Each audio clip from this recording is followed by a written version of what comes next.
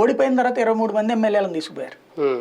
అయినా ఇక అయిపోయింది వైసీపీ పని అన్నారు కదా, అయినా లొంగాడా? ఇంకొకటి కుటుంబ పార్టీ అని పేరు వస్తుంది అన్నప్పుడు కుటుంబాన్ని పక్కన పెట్టాడు. క్రిందటిసారి షర్మిలా విజయమ్మను కూడా లేకుండా తనే కదా తిరిగింది 2019 ఎన్నికలప్పుడు. పూర్తిగా తనే తిరిగాడు, గెలిపించుకున్నాడు. నువ్వు పనిచేసిందంటే 2014కి ముందు. 2014 తర్వాత అయిపోయింది కదా అక్కడతో. ఆ తర్వాత ఎదురు దెబ్బలు తిన్నప్పుడు నువ్వు ఉన్నావా? ఏమైనా మాట్లాడావా? 23 మంది ఎమ్మెల్యేలు తీసుకుపోయినప్పుడు అదే ఏం లేదు కదా.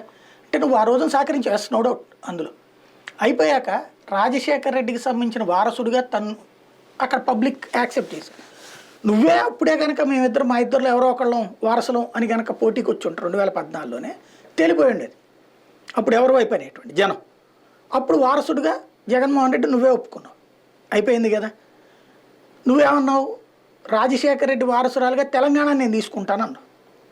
అప్పుడు అడిగినప్పుడు కూడా కుటుంబంలో చిచ్చు ఉంటే నేను ఇక్కడికి వచ్చేందుకు పార్టీ పెడతానన్నా అని అడిగావు, అయిపోయింది కదా. ఇంకోటి